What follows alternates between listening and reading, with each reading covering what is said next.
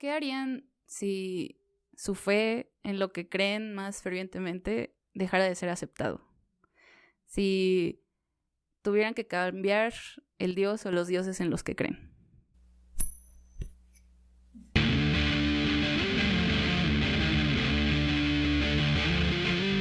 Hola a todos, bienvenidos a un nuevo capítulo de Confabulando. Este video está patrocinado por Claudia. Clau, muchas gracias por pedir que yo hiciera videos. Es bueno saber que a alguien le gustan mis videos. Muchas gracias. Si quieres algún tema en específico, dime, la verdad, porque si no yo voy a estar haciendo mis temas estos raros, así que comenta qué quieres. Muchas gracias, Clau. El día de hoy les tengo un tema que a mí me parece muy interesante, la verdad. Y tal vez va un poco como en la línea de videos que hemos llevado. Se trata sobre México después de durante la colonia, específicamente la evangelización de México. Antes de empezar, quisiera decir que a lo largo de este video voy a estar llamando a las personas indígenas de México, nativos, o dependiendo también si es de un texto directo de los españoles durante la colonia, pues a ellos utilizan el término indio. Entonces, pues, para aclarar, ¿no? No es una cuestión racial ni de discriminación. Bueno, llegué a este tema porque hace unas semanas vi una noticia de cómo mientras estaban restaurando la Catedral de Cuernavaca, encontraron una estatua hecha de piedra de la diosa Tonantzin detrás de un altar a la Virgen de Guadalupe. Y la verdad, pues yo no soy una persona muy religiosa. Bueno, no soy una persona religiosa, pero me llama mucho la atención cómo es que se maneja esta clase de interacción, ¿no? Digamos, los nativos tenían una religión que tuvieron durante toda su vida y durante cientos de años antes de que llegaran los españoles. Y de repente llegan los españoles, llegan los frailes y dicen, ¿saben qué? Esos dioses que tienen son demonios y nosotros tenemos al Dios verdadero. Entonces, la asimilación que se comenzó a dar entre los dioses mexicas y la religión católica es muy interesante porque el hecho de que la diosa Tonantzin, que era la diosa madre de la religión mexica, se comparara pues con la Virgen de Guadalupe y se empezara como a entremezclar su mito, pues para mí es muy impactante. Tonantzin era la diosa madre de los mexicas, era la madre de todo lo que existe, del hombre y del mundo, y por supuesto era una de las partes de la pareja creadora, ¿no? Del universo. Los mexicas le decían nuestra madrecita, que para ellos los diminutivos era un término de respeto. Y el inicio, digamos, de mezclar a Tonantzin con la Virgen de Guadalupe para que fuera más fácil para los nativos como adoptar esta religión, fue con el mito del indio Juan Diego, que pues se supone que a él se le aparece 3 veces la Virgen de Guadalupe y se le aparece en el Cerro del Tepeyac, que es donde actualmente está la Basílica de Guadalupe, y que desde antes era un centro de adoración a Tonantzin. Pero de los templos vamos a hablar un poco más adelante. Lo que sucedió mientras este encuentro se llevaba a cabo queda registrado en muchas crónicas de los españoles. Uno de estos testimonios está en la historia de Diego Durán, que es del año 1581, y donde hay un pasaje en el que se supone que se lleva a cabo un casamiento entre dos familias de mexicas, y entonces pues es un casamiento que se está llevando pues con una ceremonia católica. Pero uno de los padres que tiene este testimonio, dice que estaba como muy perplejo de que, aunque hubiera habido una ceremonia católica, después de esta ceremonia, habían tenido una fiesta y habían seguido con sus supersticiones y con sus ritos antiguos. Y entonces, pues el padre le pregunta a un nativo qué es lo que había pasado, ¿no? Y entonces el nativo le dice que no se preocupe, que todos ellos todavía estaban Nepantla. Lo que significa que estaban en medio, que ya sabían que Dios era el Dios verdadero, pero que no podían dejar de lado todas sus costumbres y sus ritos, ¿no? Y que lo que le dice es que no se preocupe, que porque eventualmente iba a ser solo la religión católica, pero que no podía ser algo tan tajante, ¿no? Después de esto, pues el padre sigue diciendo que pues estaban mal, ¿no? Y que no estaban respondiendo ante las enseñanzas de los frailes.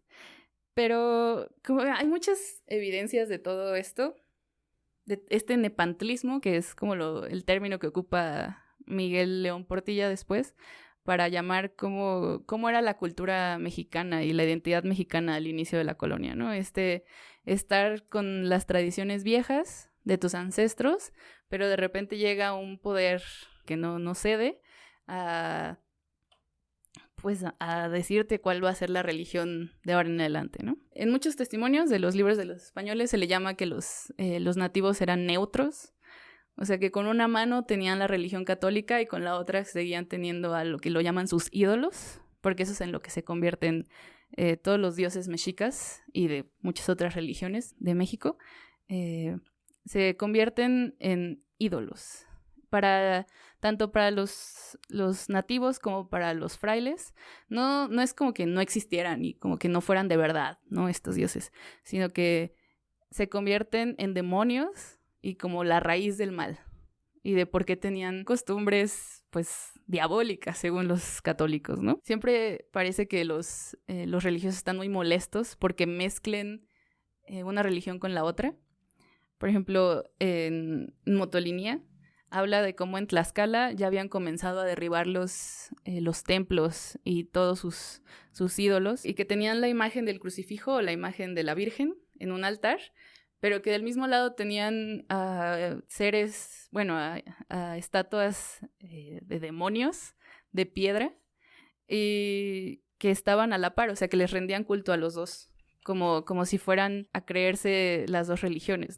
Hay una cita que me gustó mucho, que me dio mucha risa, que es igual en Motolinía, y que dice que los nativos ponían las imágenes de la Virgen y de Jesucristo que les habían dado, pero que las ponían a la par de, pues como les digo, de estos ídolos, y que los frailes pensaban que se las estaban dando para que solo adoraran a las representaciones católicas, y entonces decía pero a ellos que tenían 100 dioses, querían tener 101. Ya que comenzó a avanzar como este proceso de evangelización, no solo se asimiló como a Tonantzin con la Virgen de Guadalupe, sino que también se intentó convertir, digamos, a Quetzalcóatl con Jesucristo, porque tenían similitudes en sus mitos, ¿no? Digamos, nacieron como de una manera milagrosa, los dos estaban relacionados con un astro, ¿no? Digamos, Jesucristo con la estrella de Belén,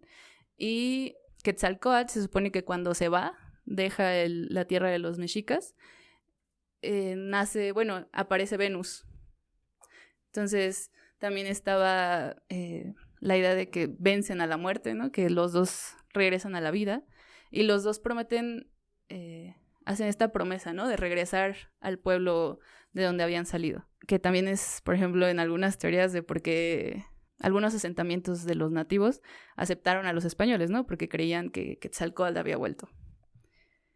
También está una historia de cómo Tlaloc se mezcló con la idea del niño Jesús, que específicamente en la figura del niñopa o niño pan, que significa el niño del pueblo, que es una figura que todavía se venera en los barrios de Xochimilco, y que tiene esta idea de procesión, de que no tiene ahora una iglesia específica, un lugar específico, sino que se va rotando entre muchas familias de Xochimilco, y entonces esa familia se encarga de cuidarlo y de darle un lugar para que esté durante un año. Bueno, esta figura es de madera y es del siglo XVI, y se la dieron, pues lo crearon para enseñarle a los nativos la natividad de Cristo, y después pues se la dieron a los caciques de Xochimilco para que lo cuidaran. Se supone que hay una leyenda que cuenta que dentro de de la figura pusieron una imagen chiquita de Tlaloc para que los nativos siguieran venerándolo, ¿no? Y siguieran apreciándolo. Y de hecho esto de estar como poniendo un ídolo dentro de otro, bueno, dentro de ya sea de algo cristiano o detrás de un altar, pues se da en muchos lugares de México. En Yucatán también se da mucho, creo que encontraron una imagen de Quetzalcóatl metida dentro de un crucifijo. Y como les digo, en la Catedral de Cuernavaca hay muchas iglesias en el Estado de México que tienen en sus pilares como las piedras del antiguo templo y tienen a sus dioses viendo hacia ciertos lugares que eran muy simbólico para ellos. Y pues mezclar a estos dioses fue la manera en la que, digamos, la religión católica comenzó a asentarse. Pero otra de las maneras fue como los religiosos tomaban a los hijos de los señores y las familias más importantes de los mexicas. Y muchos de los padres decían, sí, bautice a mi hijo, ¿no? Y que para estar como en buena fe con los religiosos. Y entonces se lo llevaban para enseñarlo y algo que se me hizo como muy raro y muy feo es que, o sea, pues enseñaban a los niños y les enseñaban la religión desde chiquitos. Y de hecho hay una cita que dice que salieron muy bonitos los niños que se habían educado, ¿no? Y resulta que también decía este fraile que habían sido muy útiles porque ayudaban con como esparcir la religión. Y resulta que muchos de estos niños presenciaban como los ritos y los sacrificios que seguían haciendo sus padres en secreto para sus dioses, y entonces iban y les decían a los frailes, y entonces había latigazos públicos, había multas, creo que hubo un par que sí fueron quemados vivos. Y fue como para intentar dar este ejemplo, ¿no? Pero a mí como que me causó como una cosa muy extraña el hecho de que, o sea, que sus hijos se tornaran contra ellos por tener religiones distintas, ¿no? Y otra de las maneras que, como ya les había comentado, es esto de los templos. Muchas iglesias que tenemos ahora, que fueron construidas, digamos, en la época colonial, fueron construidas con las piedras de templos que había antes. Y de hecho hay en varios lugares del Valle de México, se utilizaba la imagen del dios, de uno de los dioses de la tierra, y los religiosos decían que estaban muy orgullosos porque los nativos estaban dejando de lado al diablo y lo estaban volteando y poniéndolo boca abajo en las construcciones y en los cimientos, ¿no? O sea, esa imagen ya no se iba a volver a ver nunca. Pero resulta que el hecho de que la imagen de este dios estuviera boca abajo era una práctica mexica que era para que el edificio se mantuviera en pie y tuviera cimientos fuertes. Entonces esto era completamente algo mexica. Y pues por lo general se hacía en lugares donde ya existía un templo para preservar como esa costumbre de ir a venerar a ese lugar, ¿no? Y ahora pues tienes que ir a venerar a otra religión, ¿no? Pero es el mismo lugar que mantiene como ese ambiente sagrado. Esta práctica se ha realizado en muchos lugares del mundo, incluido en el norte de Europa, igual en la evangelización, específicamente en la evangelización anglosajona, que fue, digamos, en el año 609. El Papa Bonifacio, que estaba en ese entonces, dio el permiso para que se usaran los templos anglosajones como lugares de adoración cristiano.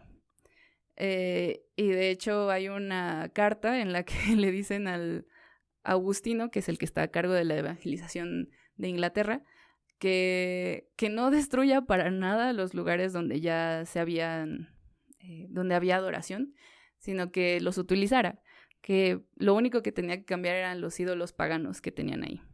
Un lugar que llevó la contraria en esto fue Noruega, porque el rey Olaf I había sido convertido al cristianismo, y lo que él hizo fue... había como cierta resistencia para que dejaran su religión, Y entonces lo que él hizo fue destruir todos los templos de su gente y matar y perseguir a todos los paganos que seguían resistiendo a la religión, hasta que pues en apariencia todo Noruega era cristiano. Y claro, algunos dijeron, hay mucha evidencia de que la religión nórdica permaneció como algo bajo el agua, algo muy secreto, pero Noruega ya era cristiano, ¿no? Y era reconocido por el Papa y todo. Hay una historia de un lugar que me apareció durante todo esto que me gustó mucho y me recordó a lo que pasó aquí en México, que se llama el Roble de Donar. El Roble de Donar estaba ubicado en la actual Hesse, en Alemania. También tenía el nombre del Roble de Thor. Y después de eso cuando ya llegaron los cristianos, se llamaba el Roble de Jove. O sea que pasó por un montón de religiones y que seguía siendo un lugar sagrado. Era un árbol muy grande al que iban los germanos a hacer sacrificios y a hacer adivinaciones y se hacían festivales. Y entonces pues resulta que ya se estaba evangelizando Germania. Y entonces un fraile cristiano, que es San Bonifacio, no el Papa, del que hablamos ahorita, pues dijo que era un lugar pagano y que pues no era bueno. Entonces empezó a predicar que este lugar era del diablo y que no, que estaba como, tenía una mancha, ¿no? Ahí diabólica en la Germania cristiana. Y entonces empezó a ganar gente de los que ya se habían convertido al cristianismo y fueron al roble, ¿no?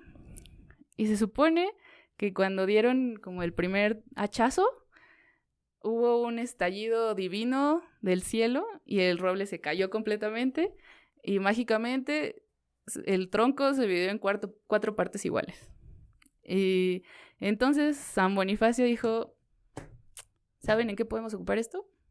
En una iglesia. Y entonces hicieron una iglesia a San Pedro. Y pues sí, se convirtió justo ahí donde estaba el árbol, se convirtió en una iglesia y pasó esto de ocupar el material del lugar donde era la adoración pagana para hacer un asentamiento cristiano, ¿no? Y con esto, o sea, lo mismo que le pasó a este árbol, hay muchos registros que le pasó a estos árboles sagrados y también a cuevas sagradas que eran muy importantes en la religión germana. Está el árbol Irmisul y un gran árbol en Uppsala.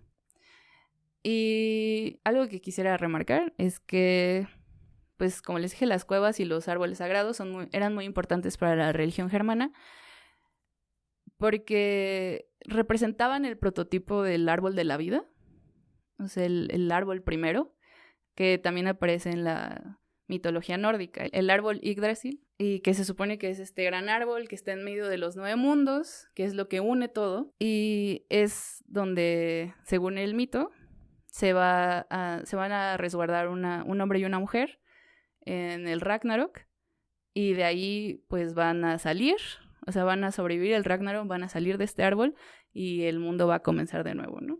Creo que ha habido muchas maneras en las que las religiones se han esparcido por el mundo y han conquistado otras religiones. Creo que hay muchos lugares en los que se han ido muy a la par y han absorbido costumbres y han aceptado como otras creencias. Pero también creo que hay muchos lugares en los que se ha impuesto una religión de una manera muy violenta. Y pues es lo que hay, ¿no? Ahorita. Yo no puedo verle ni lo bueno ni lo malo. Les digo, yo no soy religiosa. Pero sí creo que bueno, a mí me llama mucho la atención cómo manejaron las personas este cambio, ¿no? Digamos, aquí en México se dio esto que se llama el nepantlismo, ¿no? O sea, como que no se preocupen, ¿no? Que vamos a llegar a lo que ustedes quieren, pero por unos años estamos en medio. O sea, en una mano tengo la religión mexica y del otro está lo católico. Y pues al final sí, ¿no? O sea, al final terminó la mayoría siendo católicos. Y no sé si en algún lugar se siga practicando completamente la religión mexica. Estaría bueno saber, así que díganme. Y pues sí, eso es todo por el día de hoy. Espero que les haya gustado mucho este video. Ya saben, Si quieren algún tema en específico, díganme. Yo aquí les saco el video. Pero bueno, muchas gracias y nos vemos pronto. Nos vemos pronto. Hola a todos, bienvenidos a un nuevo capítulo de Confabulando. Se me olvidó cómo se llamaba mi sección.